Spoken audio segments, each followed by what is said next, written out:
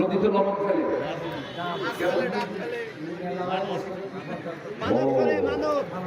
নদীতে লবণ ফেলে, তারপরে ডাব ফেলে, তারপরে আর কি ফেলে, মুরগিও ফেলে। সেই মুরগিটা ওদিক না দিয়ে হুজুরকে দিয়ে দেবে, হুজুরে খাবে, দোয়া করবে আপনার জন্য, মাদ্রাসায় দিবেন, এতিমখানায় দিবেন, তাও তো কাম হবে। ওটা তো কে খায়, ওটা খায় না কে, নষ্ট হয়ে যায়। আরেক পার্টি আসলে উঠে নিয়ে চলে যায়, ওরাই তো চালাক লোক। এগুলো কোনো কথা?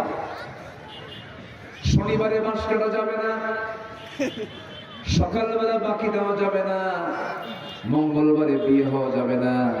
বিয়ের দিন বিয়ে, বৃষ্টির দিন বিয়ে হলে পরে সারা জীবন তার চোখের পানি ফুরাবে না। এইগুলো আর এগুলো সব একই, এগুলো সব শিরকের কাজ। এগুলোকে বিশ্বাস করলে তার ঈমান থাকবে। যাবেন না কোথাও এগুলো। সন্তান হয় না, কে দিবেন? আসতে বলবেন না, কে দিবেন? আচ্ছা, এরপরে স্বামী যদি মারা যায়, নাকের ফুল রাখা যাবে না,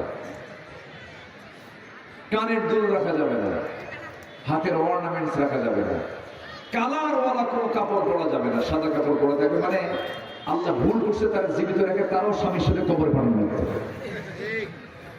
ঠিক আছে?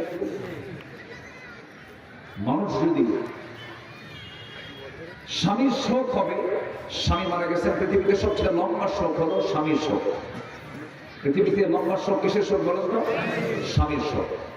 আল্লাহ বলছেন আরবাআতা আশহুরিন ওয়া আশরা, 4 মাস 10 দিন তারা এই সময়টা পর্যন্ত অপেক্ষা করবে, অন্য কোনো স্বামী সে গ্রহণ করতে পারবে না। এটাই হচ্ছে সবচেয়ে বড় শোক।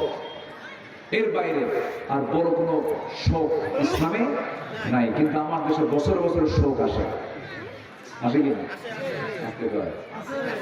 বছর বছর কি খালি শোক আসে। কি কষ্ট পাচ্ছেন? আল্লাহ তাআলা বান্দাকে তুলে নিয়ে গেছেন বলে আমরা আল্লাহর উপরে রাগ করে শোক পালন করতেছি। আল্লাহ বছরে বছরে তোমার উপরে আমরা অসন্তুষ্টের শোক পালন করতেছি, তাই তো মনে হয় এটা। কেন? কোন মৃত্যু দিবস, শোক দিবস, এগুলোর সাথে ন্যূনতম ইসলামের কোন সম্পর্ক নাই।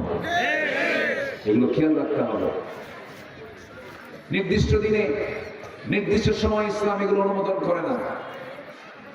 আমার বন্ধুগণ, তাহলে শিরকের কাছে আমরা কি যাবো? আর কেউ যাবো?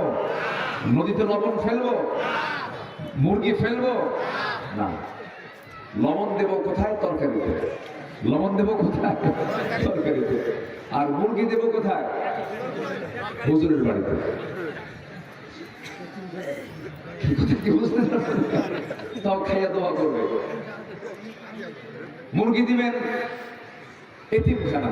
আপনি কি জানেন রাসূল বলেছেন এতিমকে যে দেখবে আমি রাসূল তার সঙ্গে জান্নাতের 2 নখের দূরত্ব অবস্থান করব। জায়গা মতো দেয় না, দেখছেন? রাসূল নিজে বলতেছেন যে এতিমকে দেখবে আমি রাসূল তার সঙ্গে জান্নাতে একসঙ্গে থাকবো।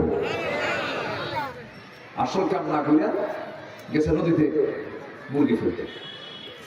এগুলো হারাম কাজ। আমার মা যারা শুনতেছেন এই কথাগুলো আল্লাহ আমার মুখ থেকে হয়তো বের করে দেওয়াবেন, এই জন্য আমাকে এখানে নিয়ে আসছেন। যে এলাকার যে রোগ, সেই রোগগুলো ধরে দেওয়ার দায়িত্ব আমাদের আছে না নাই বলেন তো?